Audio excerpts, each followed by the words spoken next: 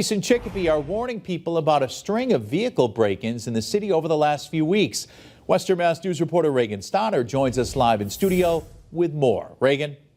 Chris, Chicopee Police want to get the word out that they have seen a recent uptick in car break-ins, 6 in the Chicopee Center area and 7 in the Chicopee Falls area.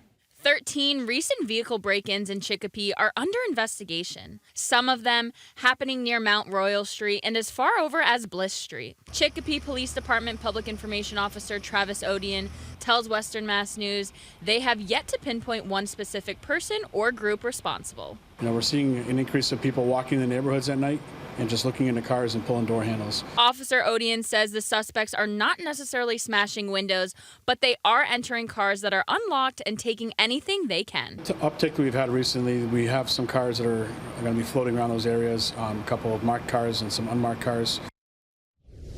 Chicopee Police remind residents to lock their cars at night, and anyone with information or surveillance camera footage of these break-ins should reach out to them right away. Reporting in studio, Reagan Stoddard, Western Mass News.